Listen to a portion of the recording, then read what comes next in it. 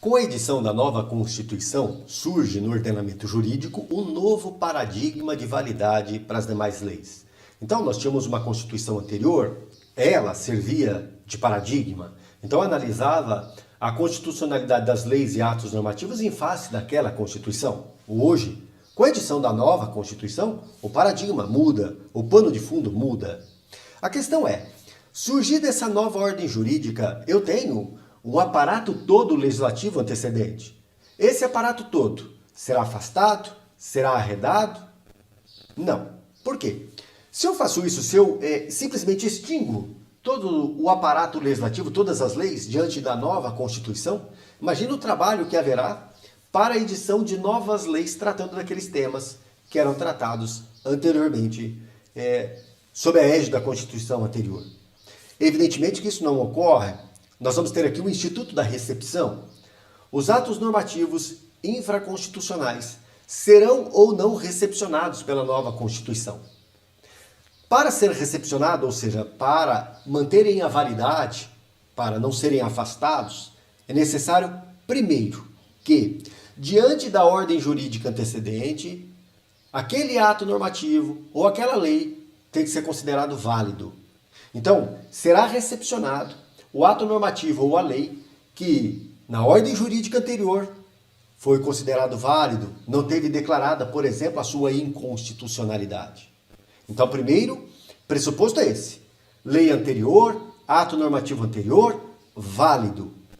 Agora, segundo pressuposto, para que seja admitido na nova ordem jurídica, para que venha a ser recepcionado, evidentemente que essa lei, esse ato normativo, tem que guardar com a nova Constituição compatibilidade.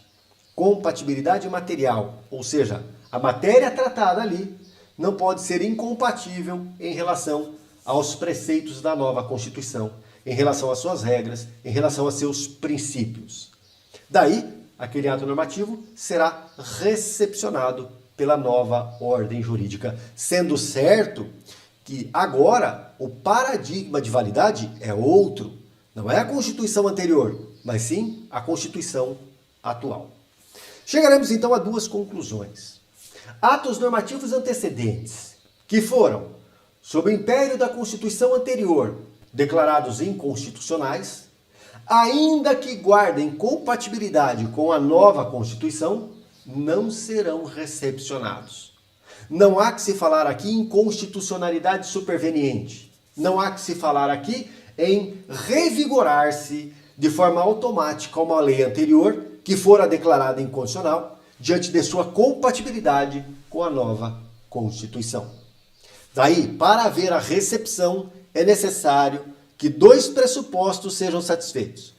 Que o ato, objeto da aferição, tenha sido declarado válido ou não tenha sido declarado inconstitucional sob o império da Constituição anterior.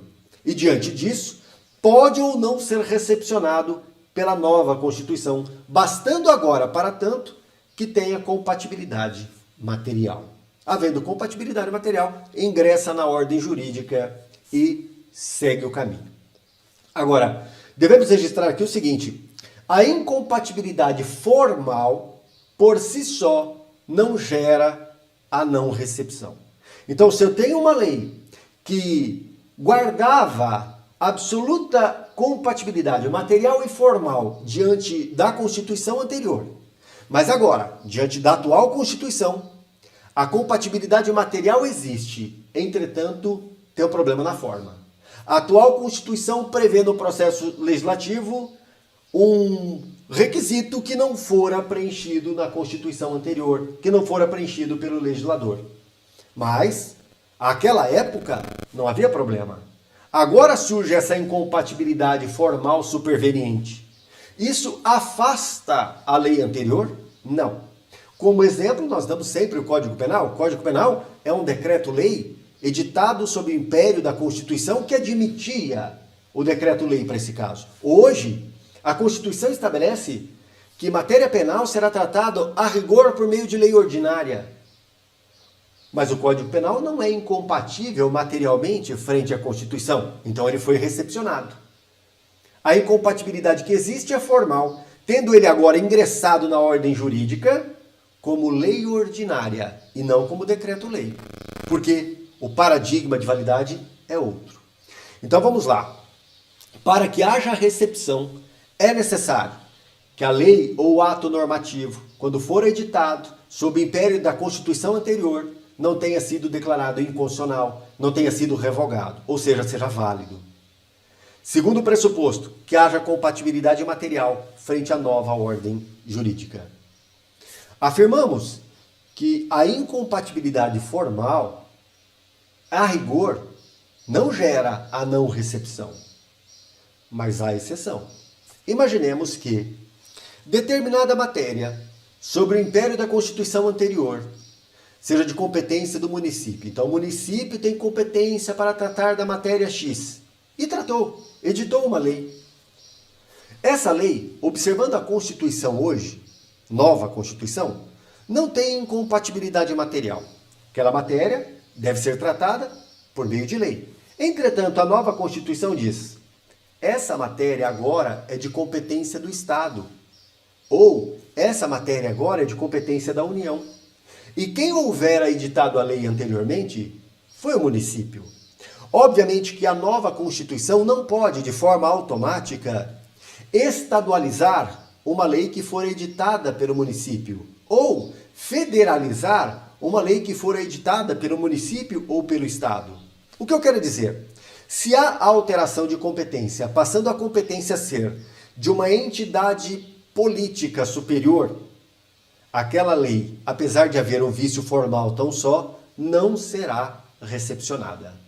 Então, o vício quanto à competência permite sim a não recepção de uma lei diante de uma incompatibilidade formal.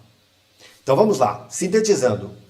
A recepção se dá bastando que haja dois pressupostos. Para que uma lei anterior seja recebida pela nova ordem jurídica, basta que tenha sido anteriormente válida e constitucional, ao menos não tenha sido declarada inconstitucional ou revogada. Válida é, portanto, é possível a recepção. Agora precisamos analisar, comparar a lei anterior com a nova Constituição. Havendo compatibilidade material, ela será recebida. A incompatibilidade formal por si, a rigor, não afasta a recepção, a menos que o defeito seja a respeito de competência. Então a gente tem que tomar cuidado em relação a isso. São aspectos que nós devemos destacar, aspectos práticos, sofisticados, em relação ao poder constituinte, especialmente ao poder constituinte originário, que nos chama bastante atenção e que nós encontraremos em nossas provas, especialmente aí nas nossas provas de natureza subjetiva, dissertativa, e diversas questões, sim, questões objetivas têm tratado desse tema. E a gente tem que tomar muito cuidado, tá bom? É isso aí.